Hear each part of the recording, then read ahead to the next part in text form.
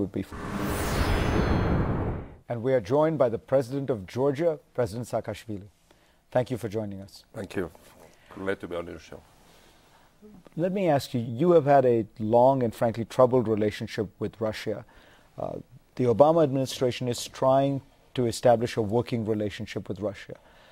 Do you think it is possible to have a constructive working relationship with Russia on issues like Iran, on other issues of regional security?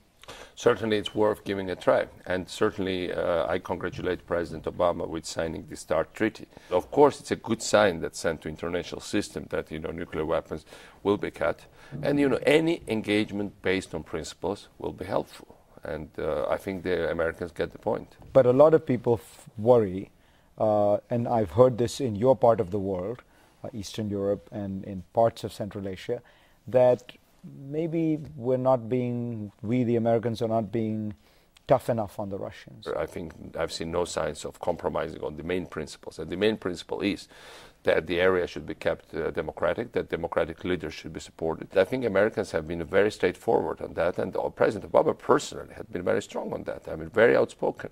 He has stepped in every moment when this was needed in a right manner. Not only the wording was right, I would even say body language of his meetings in Moscow and in our part of the world where, there's lots of double-speak, double think still left over, especially in authoritarian type of systems. These kind of things might matter even more when you talk about body language rather than what you say.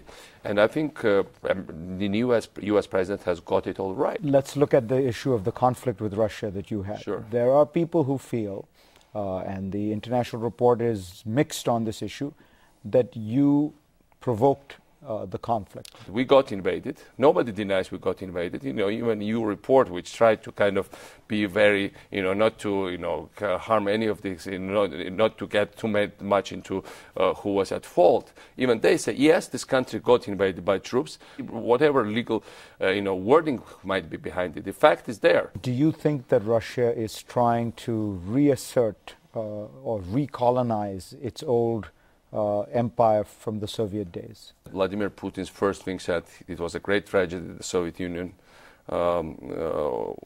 went to to history and basically was demolished.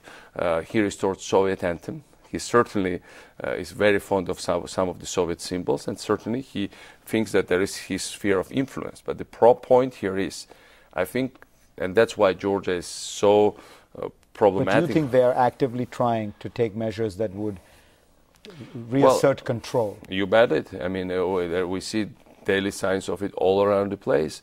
But I think more they try it, in our case at least, less efficient it becomes.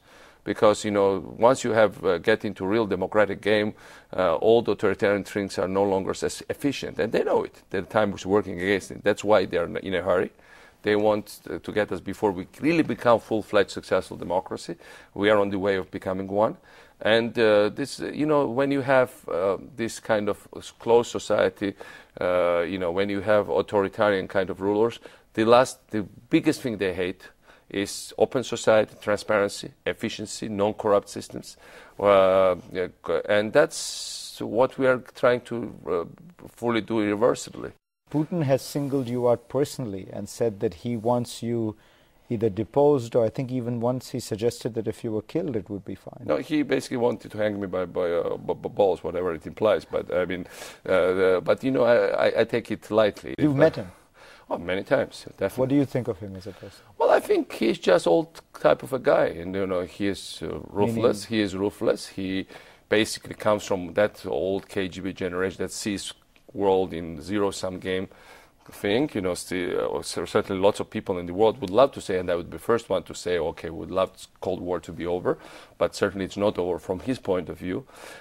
He still thinks that, West cheated overall Russia, and Russia needs to regain this sphere of influence, and then he just should use any method for this end. But, ultimately Russia cannot survive without real modernization, real opening up, real democracy. these are people who travel. They are well aware of what's going on in the world. They are, of course, normal people. What about President Medvedev? Is he one? Could he be a source of modernization for Russia? I know there is. I would love it to be true. Really, I mean, I had also a meeting with Medvedev. He obviously is very different in his style, and also he's from a different generation. He has said all the bad things about us, but I don't really pay attention to that because I know who is leading there at this moment. So Medvedev has no power? Well, hopefully he might become more than Kalinin or Podgorny, who was president under Brezhnev.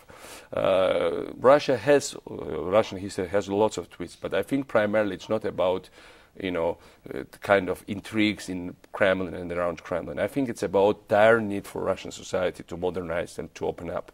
And whoever incarnates that will ultimately take over. Because in today's world, 21st century, with all the challenges, Russia cannot afford to shut down the whole society, to be nasty to everybody, just to bully around, mess around, and still go on. President Saakashvili, thank you very much. Pleasure to have you. Thank you so much.